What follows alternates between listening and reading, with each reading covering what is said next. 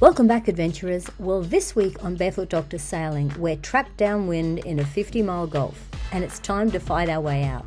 Time to call on that sailing experience and watch as we push our Leopard 45 to the limit.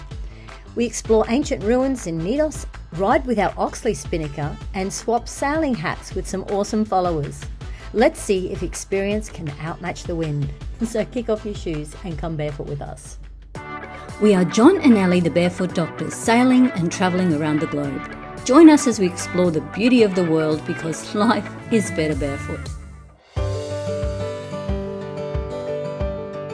Here we're sailing the Turkish coast on our Leopard 45, and we are at the bottom end of the Gulf of Bozburun, and now we face a significant challenge. It's 35 miles directly into the wind from here, and the wind blows 15 to 20 knots directly from the west until about midday, and then it veers to the northwest and increases to 20 to 25 knots for the afternoon. Sailing into the wind is both slow and painful because you have to zigzag, and it takes you twice as long as sailing in a straight line. While the Leopard 45 sails very well upwind, doing about 45 degrees to the true wind and sailing at about 6 knots, it still takes some time. Of course, a lot of people would just turn on the motor and burn fuel for the 7 hours it'll take, but this is both unpleasant and defeats the point of having a sailboat. So our strategy to make this as easy as possible is to make a few small hops to get us further up the Gulf, and then in one day head towards the north side of the Gulf before the wind changes direction, and then go about to have a better angle and to be able to sail much faster.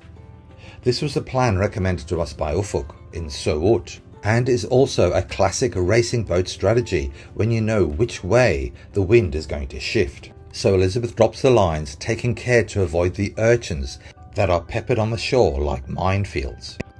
Of course, Ellie needs to make sure she doesn't stand on any, because that'll be very painful for both her and the urchin. So lots of care is needed. She releases the lines and has the exhilaration of being dragged fast back to the boat by Jill, who is also getting some exercise at the same time.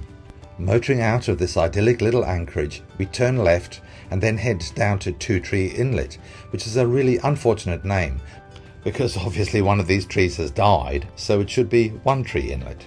Obviously there was no long-term planning when that island was named. We spend the night here before setting off again to Garanka Bay, another beautiful bay a few miles upwind, before our big sail out the Gulf. What a day we have ahead of us. It's time to set sail, and we're ready to make the most of it. We're heading out of this Gulf against the westerlies. So we're heading into the wind, so we're leaving really early because it's going to be beating into the wind for 35 miles. But it's been raining and thundering, but it's cleared up. Good morning, Jilly. And someone's got to go and fetch the lines. I wonder who that might be. I wonder. Let's see. Okay, I think that one will do it well. All right. Do it. No. Following our carefully laid plan, we're heading north across the Gulf, navigating through the open waters, hard on the wind, until the wind shifts to the northwest, and as the wind picks up we adjust the sails, easing them just enough to pick up some serious speed. It's smooth sailing as we glide towards the iconic port of Nidos and make our way around the point with the wind at our backs. 7.8 knots, 17 knots of wind, and the adventure's unfolding beautifully. Big thanks to Ufuk for that great bit of advice. We are sailing around this bit of land. We have come from here. This is Greece, that's Turkey, but we've got to sail all the way around there, and then we're going to sail into this Gulf over the next few days. So we're going to go around to Nidos, which is on the point of the land up about down here. So here we are, the wind's picked up, it's gone a little bit to the northwest, so that's favourable. And we're doing great speed now. Sailing! Woohoo!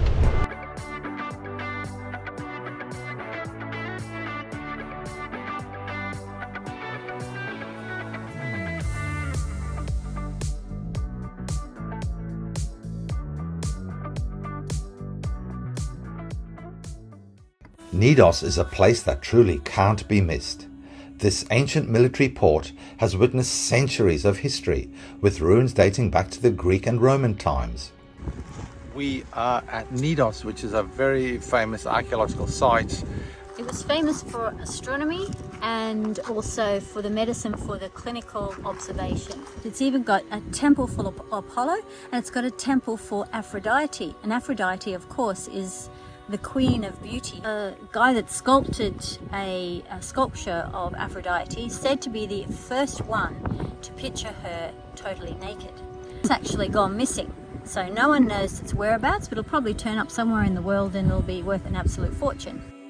At its peak, Nidos was a critical hub due to its strategic position, and you can feel that significance in every step you take amongst the ruins. It's not just a destination, it's a journey through time. But the journey's far from over.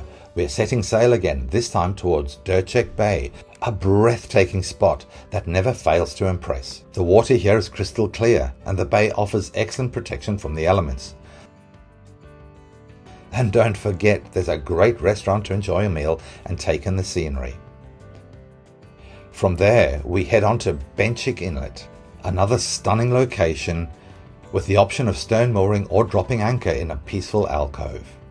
It's a place that feels like paradise, surrounded by lush nature and serenity. Truly the stuff that sailing dreams are made of. At this point though, we're faced with a bit of a, well, sticky situation. Our black water tanks are now nearly full and nobody wants to deal with an overflow situation. Plus, it's illegal to release anything into the sea. So it's time to head over to Bozburun. It's the perfect spot to top up on supplies, and as it turns out, Bozburun is known for having a blackwater pump-out station, a lifesaver. We anchor in the quaint little harbour of Bozburun, a charming place with a vibrant atmosphere. There are cosy shops, delicious restaurants, and even a well-stocked chandler. Every yachty loves poking around in a chandlery. What do we have here? Decadence, that's what I say. I don't know who ordered these, but these are absolutely over the top. Certainly fails the doctor's test. How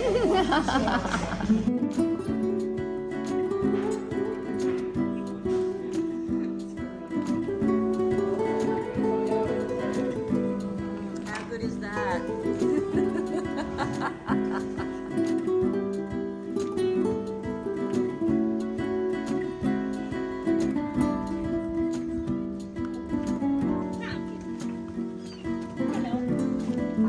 Merhaba.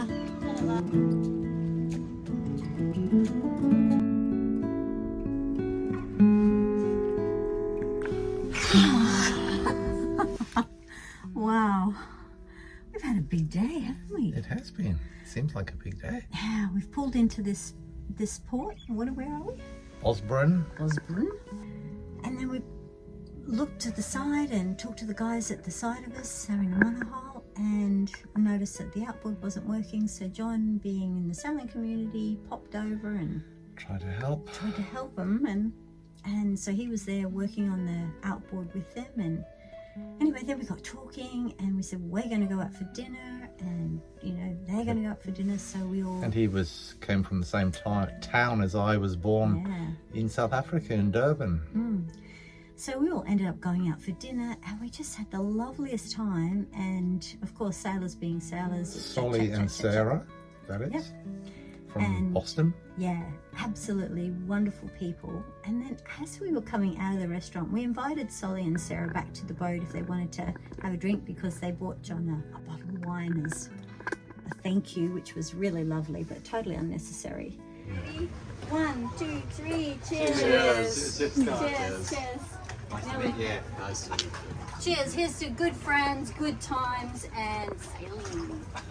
It's bitten, then I said, okay, well, let add another 15 or 20 meters. But it'd be so nice to be for me to be able to control. Then as you're reversing in, when we're coming into the close to wall, then you lock it off. And I read the reviews, and the reviews said I have a golfing friend. These are just as good, just as accurate as the golfing one, which is twice the price. Right. So I said, camo's fine. I don't care. You've heard it here, guys. Camos are fine. So what's the price of range like for us? Oh, I think that one was about $60. Oh, really? And the other one. How do you operate it, Sarah? Wow. There's a button. And the other ones are the golfing ones are for good ones that are. How do you operate it, Sarah? Sorry? Yeah. Sorry? I think How do you I operate must it? have bought You just push the the button, golfing one I bought for this guy. put your eye up and you push the button to just start it. Yeah. $60 US. And then But that you was aim it at Australia, so- something, and then you push it again. And you use it a lot? No, well, just now on this trip. So the reason that I found out about that is I was reading some blog about people like backing up to the shore and pulling out stern lines. Yeah. And then they'd have somebody take out the stern lines and find that they were just Short, too short. I know. And they had a range finder. Yeah. You know, they could have just, okay, the shore's this far, our stern lines are long enough, Yeah, and or let's not go. long Yeah. enough, Yeah. So I thought, oh, I really need that because Sarah and I like no idea of distance, but How far do you two think football that is fields. I away? think it's like 2 or 3 And football I'll be like, fields. what half? Or, like it's way off. They've all got the ability, you've got to turn it on though. Yeah. So from our boat, we have rings. So Oh, yeah. like a quarter, it depends on how big the screen is, but like 2 miles, 3 miles, etc. Oh, that's handy. And what we play games as we're sailing along, and Elizabeth wins it all the time. How far away is Yeah. How far away is that point? How far away is that boat? Yeah. You know, so Oh, nice. You've got a knack for it. yeah. We have like no idea. We both don't have that gene.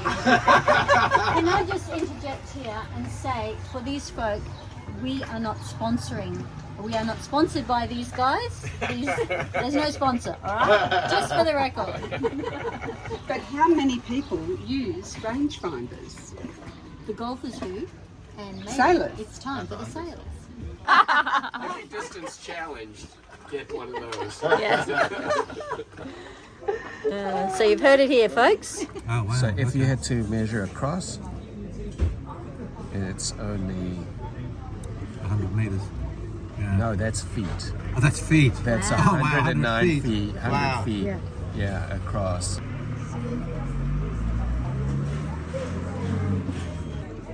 Do you have the app Navily? Yeah. Yeah. So It's on that. in Navily, it's called Pirates Cove, I think. Oh, is it? Okay. Pirate something or.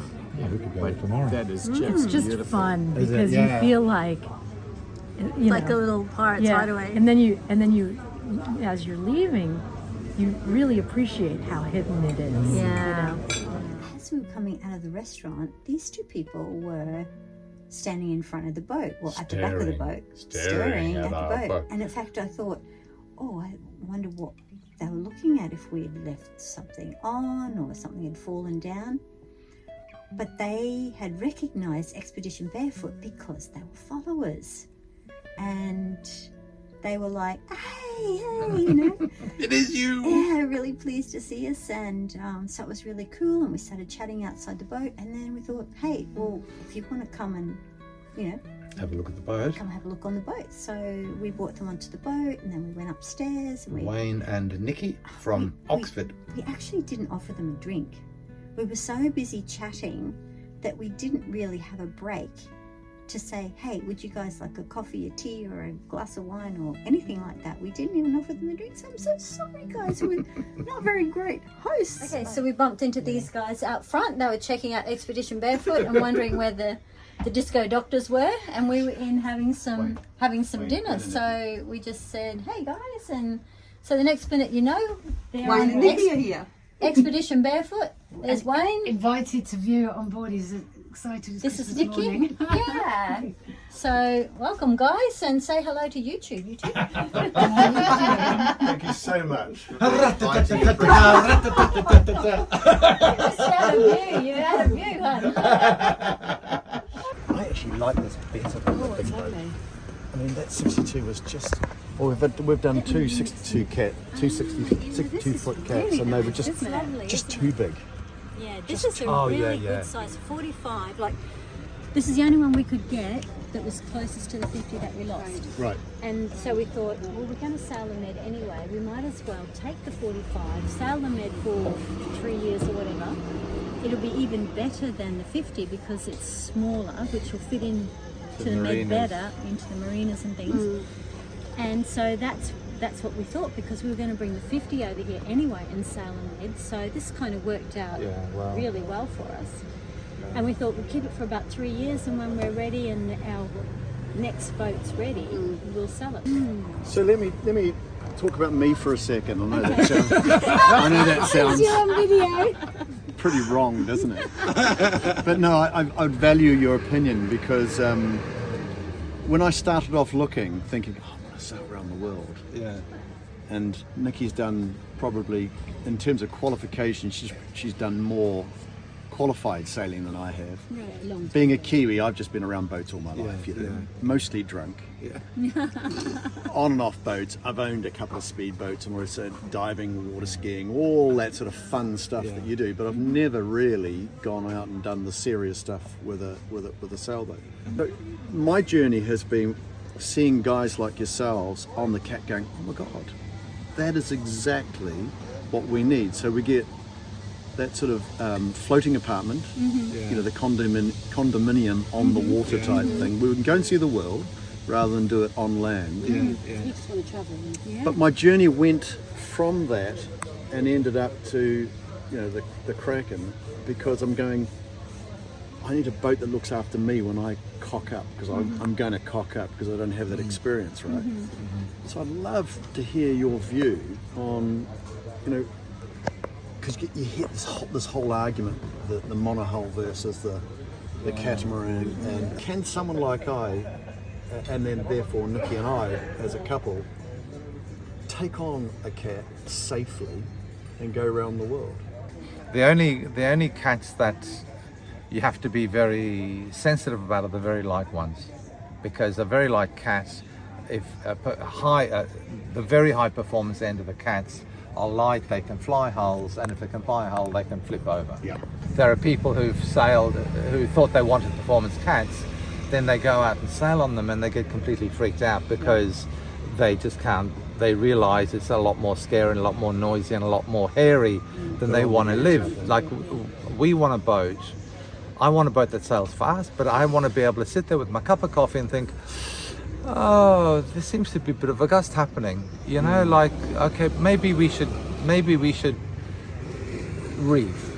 But I don't want it to think, holy hell, drop the mains. You know, I don't want that sort of excitement. I want to be able to do it slow and easy, and a boat that's a little bit heavier has a lot more stability, because a cat is relying on its weight to keep it down. So the Nutramares and these other high performance boats capsize occasionally. They can capsize, but the heavier boats don't, as a general rule. I mean, we've also chosen an aluminium one, so if we hit the ground, it's not going to sink us. And lifting keels, so if we have bad navigation, we can lift the keels and go over the top of the reef, which we've done in Australia. Because it's not a case of if you're going to ground, it's when. The longer you sail, the more likely you're going to have an event of some kind. We were in the Bahamas years ago, a couple of years ago, and a guy grounded really badly. I mean, it's incredibly shallow. At one point we had 6 inches under the keel. You know, it was really, really, really shallow. But it turned out he was a Royal Naval commander. So there was so much merriment. A bit of schadenfreude, really. Yeah. It was slightly amusing.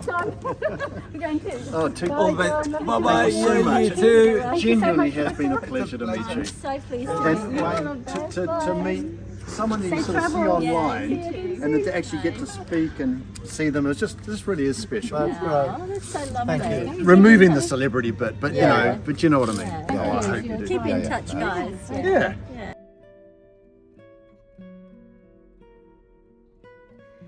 Yeah, I don't know who was chatting more, Wayne or Nikki or us, but anyway, we're all, I don't believe that for a minute, but we were all really engaged and having an excellent time. So today we've met 4 new friends, and our world is just 4 people more better, isn't it? It is 4 people more better. I'm not sure if that's correct English. doesn't matter. You know what she means. Yeah, so it's just wonderful. So anytime, if anyone's out there and sees us sailing around and recognizes a boat or us, please come up to us and say hi, because we just absolutely love it, and we love your feedback. We love you. We love hearing about what you love best about the channel and types of topics we talk about. And the fact that what we do actually makes a difference, because there's no point us doing it if it doesn't make a difference. So when we hear that we have been inspirational to other people's dreams or how they're planning their life, then that makes it worthwhile. We have another 2 days of editing in front of us, and thanks guys, because that's just made it worth our while doing the work. Thanks a lot, you guys who have been following us for a while, and anybody that's new to the channel that hasn't liked and subscribed. We really encourage you to do that, because we want you to come along on the journey and be with us as we discover more of the world, more about ourselves and more about other people. Make it happen. That's it from us, guys. All the best.